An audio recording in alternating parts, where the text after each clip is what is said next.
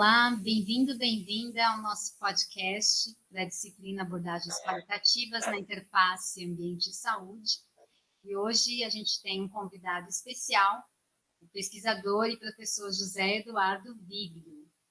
José Eduardo tem bacharelado em Ecologia pela Universidade Estadual Paulista Júlio de Mesquita Filho, a Unesp, mestrado em Engenharia Urbana pela Universidade Federal de São Carlos, a UFSCar, e doutorado em Ciências Sociais pela Universidade Estadual de Campinas, a Unicamp. Hoje, Eduardo é professor e pesquisador colaborador do Núcleo de Estudos e Pesquisas Ambientais, UNEPAM, da Unicamp. Bem-vindo, Eduardo. Muitíssimo obrigado por estar aqui com a gente, participando desse podcast. Obrigado, Gabriela. E é um prazer estar aqui. Agradeço. Excelente, Eduardo.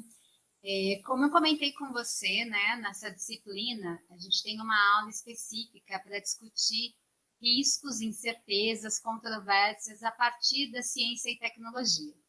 E a tua inserção acadêmica, as tuas pesquisas mais recentes, elas têm e tratam com bastante profundidade nessas relações entre ciência e tecnologia e os próprios usos que se faz da ciência e tecnologia nos processos decisórios, nas decisões coletivas, institucionais, mas individuais também, né?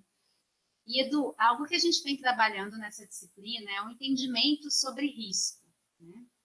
Então, na aula passada, a gente discutiu bastante essa ideia de que, entre os diversos entendimentos que se faz sobre esse conceito, esse arranjo conceitual sobre risco, a gente poderia pensar uma que vai se alinhar mais a uma perspectiva pragmática da realidade, né, que vai entender risco enquanto um atributo físico, com determinadas probabilidades mais objetivas de provocar danos, né, risco que pode ser, inclusive, estimado por meio de cálculos quantitativos, que vão estabelecer níveis de aceitabilidade, que vão, inclusive, a partir desses níveis, estabelecer padrões. E um outro sentido, que é o sentido em que a gente vem trabalhando mais a partir da sociologia ambiental, da própria perspectiva sociológica construtivista, né? Que é entender risco enquanto incerteza artificialmente manufaturada ou incerteza fabricada. Então, se na primeira noção de risco, né, a ideia remete ao mundo governado, né, pelas leis de probabilidade, onde tudo é possível ser mensurado, calculado, nesse segundo sentido de risco enquanto incerteza fabricada, né, bem muito embutida essa ideia de que as incertezas não são quantificáveis. Nesse sentido, Edu, eu queria te ouvir um pouquinho como é que você mobiliza esses entendimentos sobre riscos e incertezas nos seus estudos sobre ciência e tecnologia. Ótima pergunta, Gabriela. E uma provocação também, né? Bem interessante, sobre como eu tenho trabalhado, né, e se apropriado realmente desses conceitos. Na minha passagem, né, pela ecologia, e tanto pela ecologia como pela engenharia urbana, eu fui formado aí com uma perspectiva mais objetiva mesmo, né, mais quantitativa, né, tanto do risco como do impacto, né, como algo ali que é possível ser medido, né, avaliado, para que de fato isso consiga minimizar ali ou evitar, né, se a gente utilizar o princípio da precaução, um possível dano, né, de um dado empreendimento, de uma dada ação humana. Foi nas ciências sociais, né, que eu me deparei mais, né, e enfrentei mais do ponto de vista teórico, empírico, essa perspectiva, vamos dizer assim, sobre incerteza fabricada, né, sobre uma perspectiva mais construtivista do risco também, né, no sentido de que não dá para se basear apenas no limiar ali da objetividade, né, para a gente descrever e também, claro, para a gente decidir sobre isso, né, decisões públicas, decisões coletivas, ou mesmo individuais, né.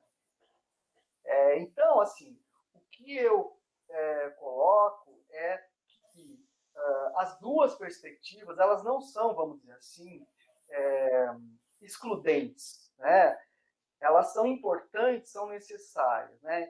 o que eu vejo ainda é as ciências naturais ainda mais focada na dimensão quantitativa, na dimensão objetiva, vem se abrindo, né, para as questões que eu não digo nem mais sociológicas, mas questões que já são na órbita de um debate público, né, sobre até que ponto, de fato, a gente consegue medir, prever riscos fabricados, incertezas fabricadas, né, como vocês vêm trabalhando. E eu acho que essas duas perspectivas não são excludentes, mas ainda há uma extrema confusão, né, de sentido em relação a essas perspectivas, tanto no debate público, um pouco mais na perspectiva das ciências naturais, do ponto de vista acadêmico. Perfeito, Edu. Nessa primeira parte, você falava, então, dessa ideia de que esses entendimentos sobre risco eles não são excludentes, né? Muito pelo contrário, né? Na verdade, a depender aí do contexto, dos desafios imbricados, né? Das decisões que são tomadas, essas perspectivas de risco elas podem ser mobilizadas de forma conjunta, inclusive, né? Uma tensionando a outra, né? Eu queria te ouvir um pouquinho agora, mais propriamente, sobre esse artigo, Edu, que nós recomendamos para a nossa disciplina, em Tudo reluz no ouro negro, incertezas e ameaças ambientais do pré-sal brasileiro, que foi publicado em 2017 na revista Ambiente e Sociedade. E nesse artigo, você parte da ideia, né, de que o tratamento das ameaças ambientais do pré-sal brasileiro, né, e vamos pensar o pré-sal enquanto exploração de petróleo em águas ultraprofundas, uma grande aposta aí no Brasil, né, de investimento econômico, tecnológico, inclusive, ainda que isso também esteja muito tensionado em relação à discussão sobre o papel dos combustíveis fósseis na questão das mudanças climáticas, na questão das mudanças ambientais, enfim, mas o ponto central desse artigo é entender que as ameaças em torno desse empreendimento sociotécnico foi encarado como estratégico para o desenvolvimento nacional e as suas consequências, né, mesmo diante de incertezas não quantificáveis, foram tratadas como riscos mensuráveis e controláveis. Você podia falar um pouquinho mais dessa pesquisa e desses resultados que você alcançou com uma análise? Esse artigo é um dos resultados do pós-doutorado que se debruçou, né, se questionou sobre de que forma, né, os riscos, né, e as incertezas eles são tratados no âmbito, né, de grandes empreendimentos do setor de petróleo e especificamente do pré-sal, né, que acho que todos lembram de que ele foi anunciado, esse empreendimento, né, como algo único até então, né, do ponto de vista tecnológico, do ponto de vista de geologia, enfim, de todos os elementos aí técnicos e naturais, né, em relação a essa exploração. Então, isso me despertou, né, esse interesse, né, até que ponto, né, tanto do ponto de vista, tanto em relação à própria empresa, né, eu também quis entender como no âmbito da própria empresa essa questão era tratada, né, no sentido de, a gente tem aqui um empreendimento novo e, ao mesmo tempo, a gente tem ameaças, né, que até então, né, são muito complicadas, né, em relação ao empreendimento. Então, inicialmente, a gente me interessou muito, né, entender essa questão mais do âmbito dos diversos atores envolvidos aí, tanto do ponto de vista da empresa, como do ponto de vista da sociedade civil, como do ponto de vista do Estado, né? Como a gente não trabalha só com uma perspectiva isolada, a gente trabalha com uma perspectiva de olhar todos esses atores em interação, então a gente escolheu aí as discussões e os debates e as decisões relacionadas ao licenciamento desse projeto como um palco, né, como uma instância aí para a gente analisar, de fato, como as incertezas foram tratadas, né, foram enfrentadas. Não é apenas uma suposição baseada no marketing da empresa ou da própria empresa, enfim, do próprio governo na época, que engrandeceu, enalteceu esse empreendimento como novo e desafiador, né? Do ponto de vista mais amplo, social, sociológico, a gente pode dizer até que esse enaltecimento ele faz sentido, né? Se a gente olhar aí o histórico da Petrobras enquanto um fator aí, né, de elemento ou um fator de orgulho, né, nacional. Então, a gente já começa a entender aí o desafio como algo positivo, né? Então, não necessariamente negativo, ou seja, vamos conseguir, né? Então, assim, já é uma visão um pouco míope aí em relação aos riscos e as incertezas contemporâneas, que são extremamente complexas, não quantificáveis, etc, etc. Então, logo de cara, essa questão já não apareceu, né? A expectativa era que, por exemplo, no setor público, principalmente no setor, nos órgãos ambientais, que tem uma experiência muito grande, né, com as atividades petrolíferas, o IBAMA tem um núcleo muito forte que trata especificamente de licenciamento do setor de petróleo, que essas questões aparecessem, né? As questões que eu digo os elementos aí que estão mais circunscritos à dimensão da incerteza. E também, claro, no debate público, né? Principalmente ali por meio das audiências públicas, que são, infelizmente, os únicos canais, ou dos únicos e restritos canais de participação, né? Infelizmente, porque pelo menos a gente tem esse espaço ainda, que não é deliberativo, mas que consegue ali trazer elementos que podem influenciar as decisões. E para nossa, eu não digo surpresa, né, porque o pesquisador sempre já tem ali elementos que ajudam a formular hipótese, no sentido de, bom, talvez esses atores, né, o Estado, o setor ambiental do Estado e a sociedade civil também não estão, não vão tensionar ali o debate com a questão da incerteza. E foi o que aconteceu, né? Do ponto de vista da sociedade civil, a questão da incerteza ela ficou muito restrita a uma organização, acho que o próprio Greenpeace, né, que trouxe a questão ali dessa situação nova, né, dessa profundidade dos equipamentos, que isso pode acontecer, principalmente num contexto em que a gente tinha tido já situações catastróficas, né, nos Estados Unidos, no Golfo do México, enfim.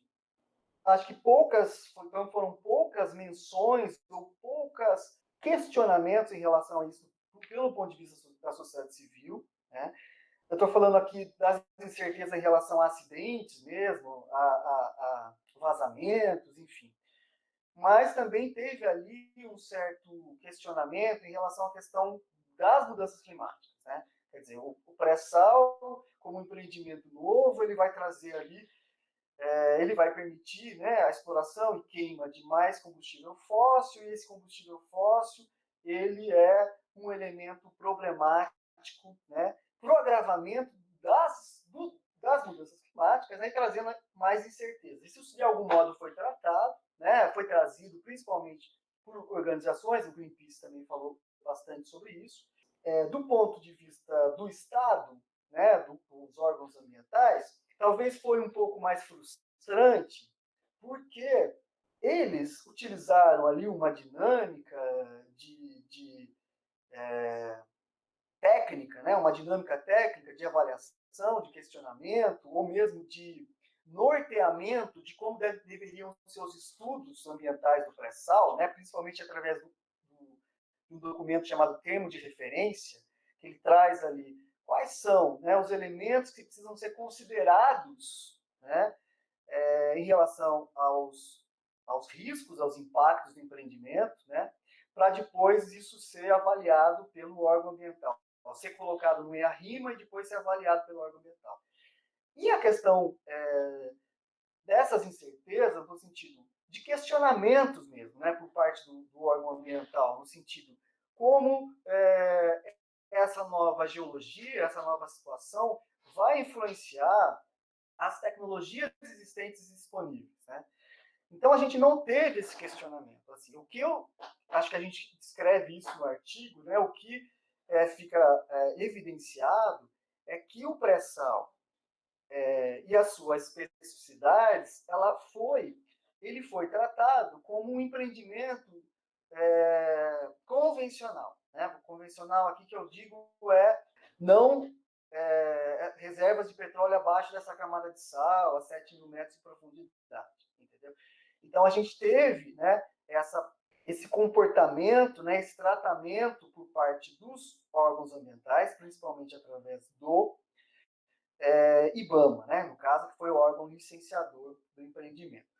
E só que aí também, né, eu acho que não dá para simplesmente dizer que claro, é uma lacuna político-institucional ainda, e é uma lacuna político-institucional não especificamente brasileira. A gente tem, acho que vocês estão discutindo que a questão das incertezas, elas desafiam as instituições, né?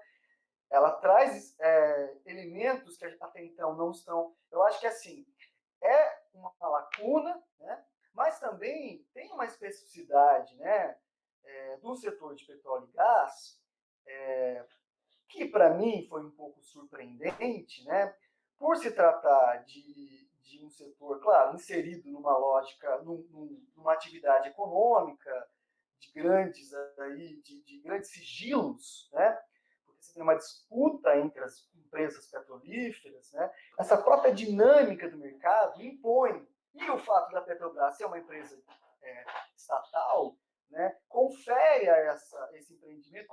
esse empreendimento, essa zona aí desconhecida, cinzenta, ou não pública, ou não publicizada, né?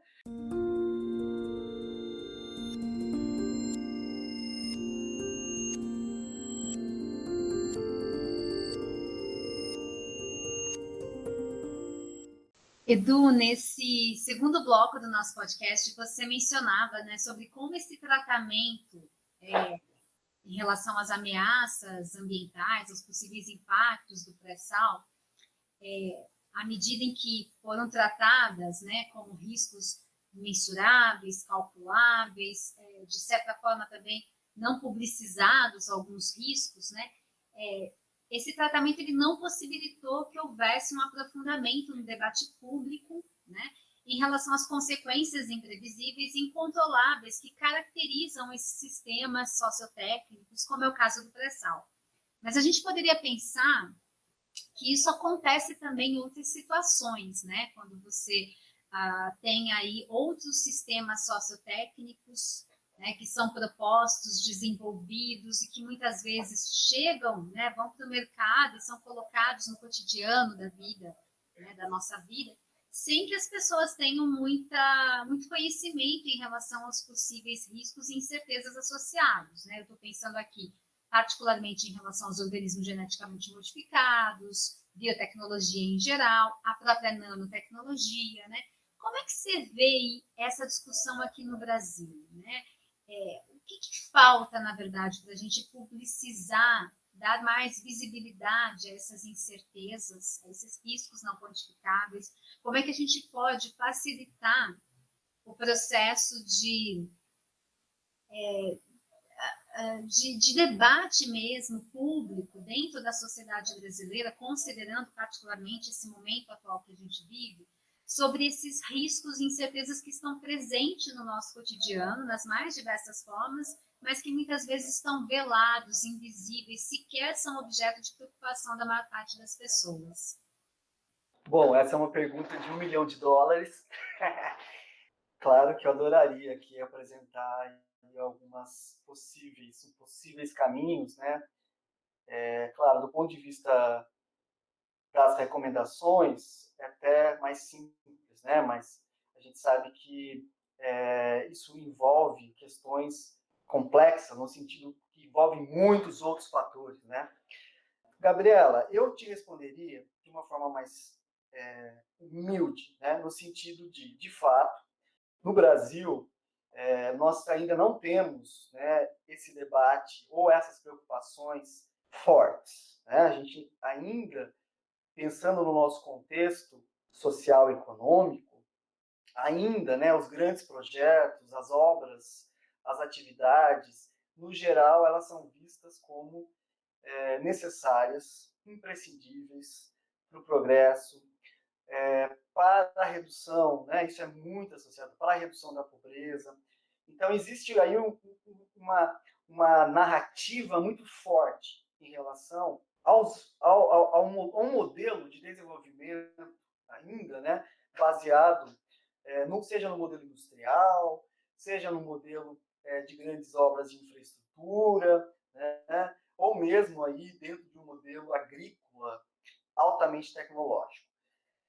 Ainda, claro, isso é visto como algo importante, necessário, de novo, como pré-sal, as suas problemáticas, as suas incertezas, as suas ameaças, pouco faladas. Né? Então, assim, eu acho que primeiro a gente tem expandido no âmbito acadêmico esse debate, né? Eu acho que isso também não é pouco, acho que é importante a gente, senão a gente fala, nossa, mas a gente fala, fala, fala. Não, acho que a gente está falando e a gente está, de algum modo, colocando esse debate, tornando esse debate mais forte do ponto de vista acadêmico.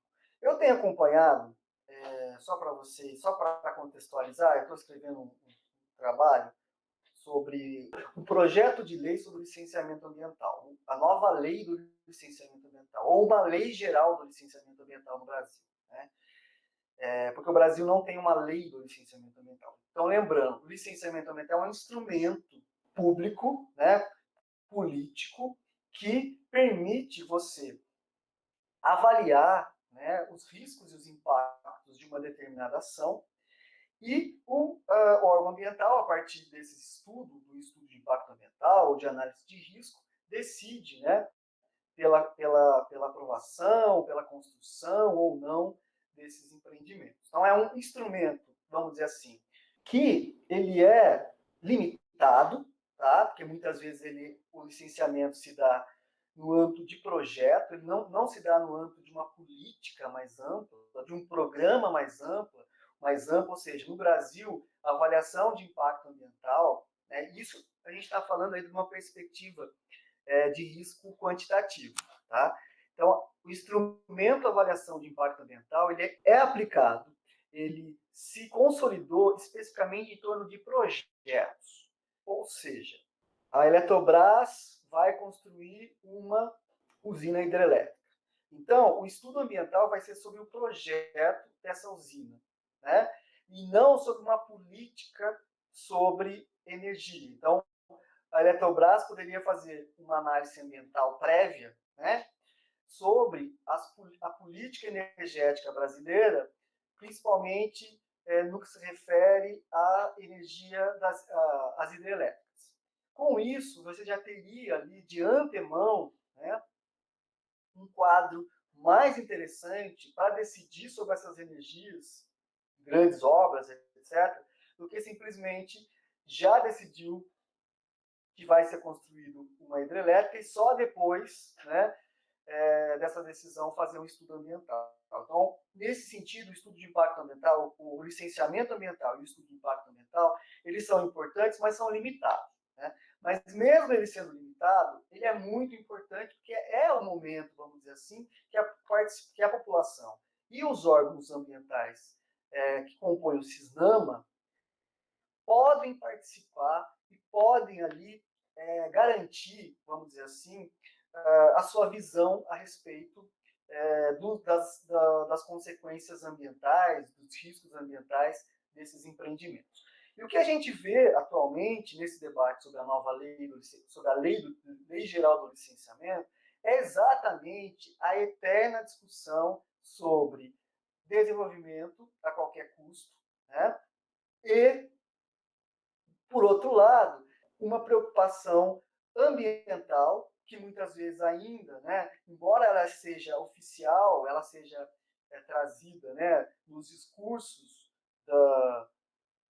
do empresariado, ela é utilizada aí como algo, não digo só de estratégico, mas também, enfim, as empresas têm também melhorado o seu desempenho ambiental, têm criado mecanismos aí, mas ainda, né, a gente vê, quando a gente observa a Confederação Nacional da Agricultura, quando a gente observa a Confederação Nacional de Indústria, quando a gente observa o setor hoteleiro ou o setor de infraestrutura, defender que o licenciamento ambiental tem que ser mais simples. O licenciamento ambiental precisa ser mais objetivo, né? Ou seja, a ideia de que tecnicamente você consegue avaliar os riscos, né? E que ele precisa não contar com tantos participantes, né? Ou seja, tem um debate atual de que apenas o IBAMA pode ser ali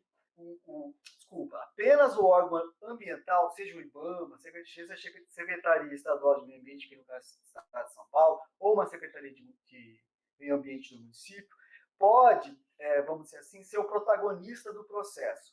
Outros órgãos, por exemplo, o Ministério da Saúde, eles teriam a sua participação reduzida, ou seja, a sua opinião ela não é mais vinculativa. Tá? Quem vai decidir sobre isso seria o órgão ambiental. Então, o que a gente vê nesse processo? A gente vê ali uma tentativa de restringir cada vez mais a participação da sociedade civil e dos órgãos ambientais e de outros órgãos públicos que tratam a questão do risco, da incerteza, né? Por exemplo, a própria FUNAI, né, no caso dos impactos e das ameaças em relação aos povos indígenas. Então, existe aí uma tentativa de restringir a participação. Né? Esse projeto está para ser votado, inclusive. Tem o último texto, né, que parece que vai ser o texto definitivo, que vai para plenário. Eu só trouxe essa questão, né, para a gente entender que, do ponto de vista dos canais institucionais formais, o licenciamento é um canal importante, embora limitado, como a gente já colocou, mas que mesmo ele vem sendo aí, vamos dizer assim, tensionado no sentido de reduzi-lo, né, no sentido de, através de um discurso tecnocrático, né, que a gente sabe também que o discurso tecnocrático da eficiência, da simplificação, da agilidade, ela vai, de fato, aí, é um discurso falho, né? É um discurso que não condiz com a realidade, porque a gente sabe que os problemas ambientais, as ameaças ambientais, elas não são passíveis totalmente de serem analisadas numa perspectiva objetiva, só objetiva, e que você precisa ter, de fato, ali um maior número de participantes, inclusive para questionar, né, se de fato precisamos ou não desse empreendimento e não de outro, né, que possa ser, do ponto de vista ambiental ou social, mais interessante. Então é isso, assim. Eu não consigo, nesse momento, estou muito preso nessa discussão do licenciamento, apontar em outros canais que com certeza existem. Né? Então, os estados, por exemplo, cada estado tem o seu sistema ambiental, isso também é interessante, né? Que possibilita aí, canais específicos de participação.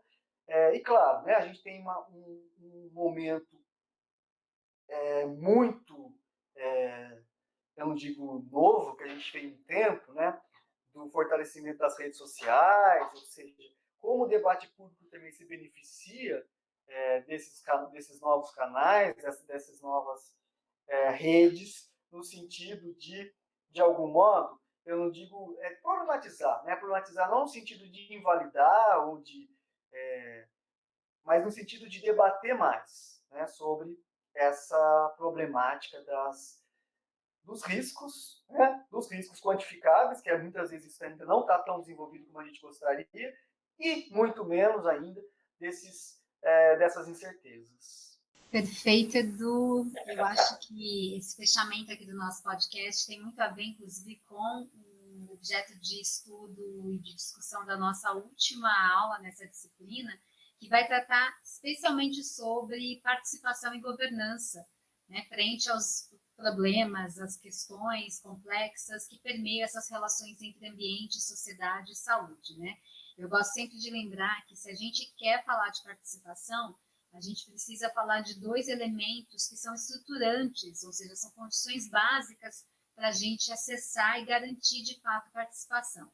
O primeiro é justiça, né? Quando a gente fala de justiça, a gente está falando de aceitação, de equidade, de democracia, de representatividade, de transparência, né? De perspectiva de influência mesmo durante todo o processo. Então, aquela ideia de que os atores, eles tem, na verdade, procedimento e estrutura para influenciar a forma, né, os trâmites da negociação. E um segundo elemento estruturante é a competência. Competência no sentido de capacidade mesmo, né, de combinar diferentes vozes, interesses, olhares de órgãos públicos, órgãos governamentais, representantes da sociedade civil, né? Ou seja, é garantir que as pessoas diretamente afetadas naquela decisão que está sendo discutida, né, tenham as condições para participar efetivamente das negociações técnicas e não técnicas. Então, acho que a gente consegue fechar esse nosso podcast muito bem, pensando aí nos desafios que se colocam também numa abordagem de governança ou de participação mais efetiva diante desses riscos que permeiam, né, os empreendimentos sociotécnicos, que permeiam novos conhecimentos técnicos científicos que são produzidos, né, e que, obviamente, em algum momento vão ter interferência nas nossas vidas. Então, eu te agradeço muitíssimo, Edu, por essa aula nesse podcast e espero ter a oportunidade de revê-lo em breve e, quem sabe, na próxima edição da disciplina, de tê-lo aqui com a gente. Foi um prazer, Gabriela. Sim, claro, quando possível, né? Será uma delícia aí estar presencialmente. Todo mundo está sentindo falta disso. Mas, né, se precisar, estamos aqui. Obrigado